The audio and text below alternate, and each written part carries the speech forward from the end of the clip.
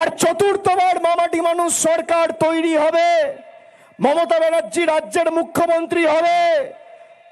সেই রাজ্য সরকার তৈরির ক্ষেত্রে কুচবিহারের অবদান যেন অন্যতম হয় এবং কুচবিহার যাতে আগামী দিন দৃষ্টান্ত স্থাপন করে দক্ষিণ 24 পরগনার মতো বা হুগলি বর্ধমানের মতো, সেটা আপনাদের সুনিশ্চিত করতে হবে। আমি মদন মোহন মন্দির হয়ে যখন এখানে রাস্তা দিয়ে আসছিলাম, মনে হচ্ছে যেন ফলতা থেকে ডায়মন্ড হারবার যাচ্ছি। এই ভালোবাসা, এই আস্থা, এই উৎসাহ, এই উন্মাদনা, এই উদ্দীপনা টাকা দিয়ে কেনা যায় না। সকাল 10টা থেকে ছবি পাচ্ছি, মাঠে লোক এসছে, এখন বাজে 2:30, মানে 4.5 ঘন্টা ধরে যারা কাঠ ফাটা রোদ্রের তীব্র দাবদাহকে উপেক্ষা করে যারা মাঠে বসে রয়েছে, তারা অভিষেক বন্দ্যোপাধ্যায়কে দেখবে এবং তার কথা শুনবে বলে আসেনি। তারা সিদ্ধান্ত নিয়ে এসছে যে বিজেপি নিশীথ প্রামাণিক, শুভেন্দু অধিকারীর মতো ছাইপাস যারা এখানে আছে তাদেরকে উপড়ে ফেলে আগামী দিন যোগ্য জবাব এবং উচিত শিক্ষা আমরা দেব। তারা সিদ্ধান্ত নিয়ে এসছে যারা আমাদের বাংলাদেশি বলে তাদেরকে বাংলাদেশে পাঠানোর দায়িত্ব কুচবিহারের মানুষ নেবে, আমাদের আনম্যাপ করবে। যারা বাংলায় জন্মেছে, যারা বড় হয়েছে, কাজ করেছে, এই মাটিতে ঘর, এখানে বাড়ি, এখানে বেড়ে ওঠা, এখানে কাজ করা, আমাদের থেকে আমাদের জমি মাটি কেড়ে নিয়ে আমাদের বাংলাদেশি বলে বাংলাদেশে পাঠাবে। ক্ষমতা থাকলে স্পর্শ করে দেখাবেন। যারা স্টেজে দাঁড়িয়ে আছে, ক্ষমতা থাকলে স্পর্শ করে দেখাবেন তৃণমূলের এক একটা সৈনিক যতদিন শরীরে রক্ত আছে বুকের রক্ত দিয়ে প্রত্যেকটা পরিবারকে আগলাবে। যাদেরকে আনম্যাপ করে হিয়ারিং নোটিশ পাঠাচ্ছে, আমি আসার সময় শুনছিলাম কুচবিহার থেকে গাড়ি 3.5 লক্ষ মানুষকে লজিক্যাল ডিসক্রিপেন্সির নামে হয়রানি করার চেষ্টা করেছে। 3.5 লক্ষ। এই 3.5 লক্ষ মানুষের পাশে তৃণমূলের সর্বস্তরের কর্মী সমর্থকদের দাঁড়িয়ে যাতে এদের ভোটার লিস্টে নাম ওঠে তার ব্যবস্থা করতে হবে। আর দিল্লির লড়াই তো আমরা লড়ব। জ্ঞানেশ কুমারকে আমি গিয়ে যে প্রশ্নগুলো করেছি একটারও সদুত্তর দিতে পারেনি। আমাদের দিকে আঙ্গুল উঁচু করে কথা বলছিল। আমি বললাম আঙ্গুল নামিয়ে কথা বলবেন, আপনি মনোনীত, আমি নির্বাচিত। বিজেপির নেতাদের দয়ায় আমরা এখানে আসিনি, মানুষ নির্বাচিত করে আমাদের পাঠিয়েছে, আমরা মানুষের কাছে দায়বদ্ধ। আমি আপনাদের কথা দিয়ে যাচ্ছি, আগামী দিন কুচবিহারের সার্বিক উন্নয়ন মামাটি মানুষের সরকারের দায়িত্ব এবং এখানে যেমন নির্বাচিত প্রতিনিধিরা আছে, অভিষেক বন্দ্যোপাধ্যায় নিজে, আমি নিজে কুচবিহারের সার্বিক উন্নয়নের দায়ভার আমার কাঁধে তুলে নিচ্ছি আজকে এই সভায় আপনাদের সকলকে সাক্ষী রেখে। যে ভালোবাসা আপনারা দিয়েছেন, এই ঋণ আগামী দিন উন্নয়নের মাধ্যমে পরিশোধ করব।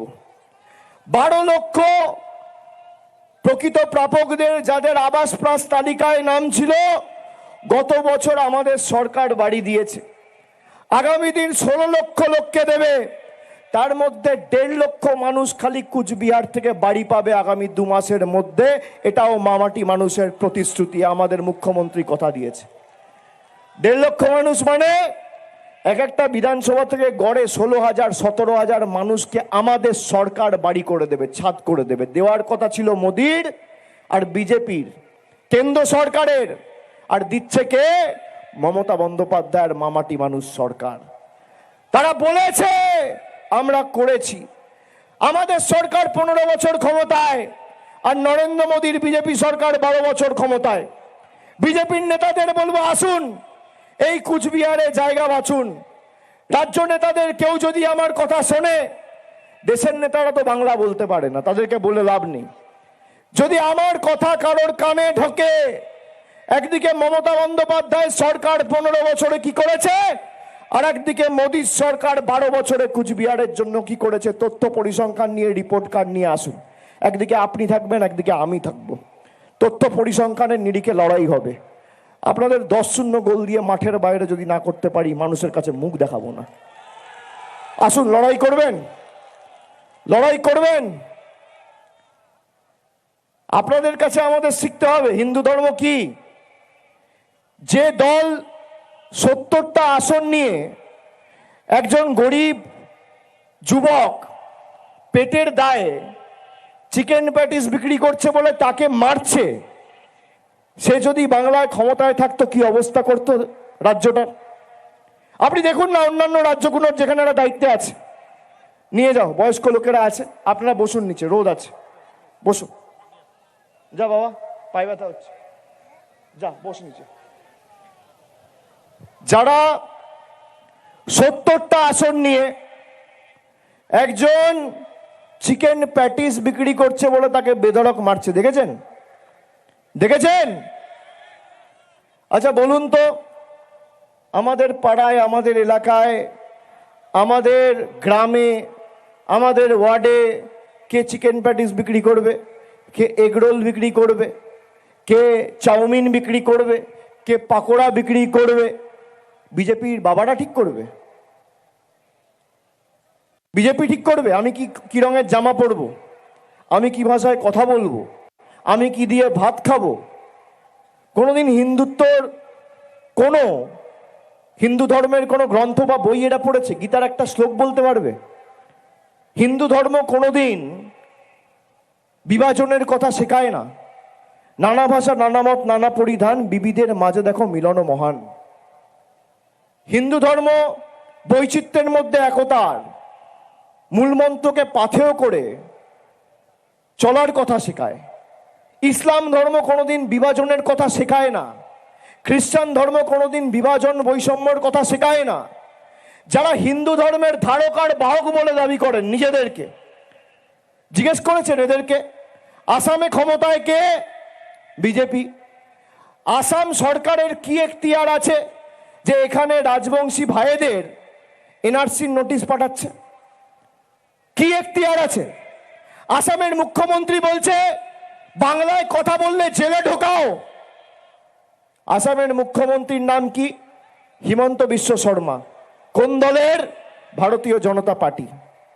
আমি বলবো বাংলার মানুষের সাথে পাঙ্গা নেবেন না। এটা মধ্যপ্রদেশ নয়, এটা গুজরাট নয়।